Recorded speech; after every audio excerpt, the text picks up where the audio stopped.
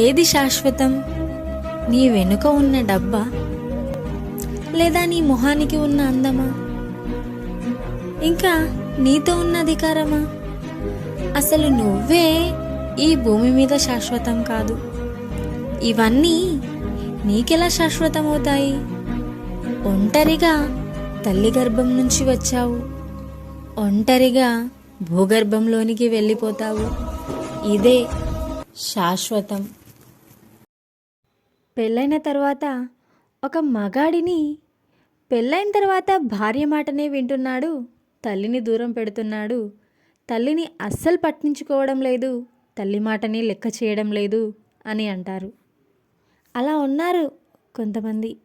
కానీ మరికొందరు ఎలా ఉన్నారంటే, పెళ్ళైన తర్వాత తన భార్యను పట్టించుకోకుండా, తన భార్య మాట లెక్క చేయకుండా, కేవలం తల్లి మాటలే వింటూ తల్లి బాటలోనే నడిచే కొడుకులు ఎంతోమంది ఉన్నారు. నా జీవితంలో నిన్ను ప్రేమించినప్పటి నుండి నేను ఏడ్చిన క్షణాలే ఎక్కువగా ఉన్నాయి. ఇంకా నన్ను ఏడిపించాలని ఉంటే ఏడిపించు.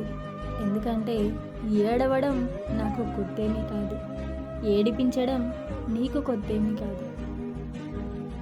కొన్నిసార్లు మన జీవితం ఎలా ఉంటుంది అంటే, మనం పడే బాధ చూడలేక మన కన్నీళ్ళు కూడా మనల్ని వదిలేసి వెళ్ళిపోతాయి. కాదంటారా?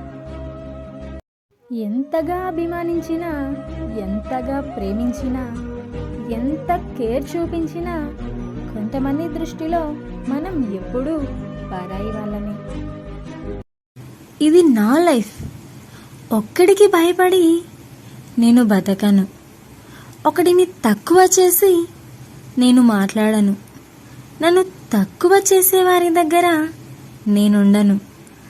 మరణాన్ని అయినా ఎదురిస్తాను, కానీ నాకు విలువ లేని చోట మాత్రం నేనుండను. ఇది నా లైఫ్.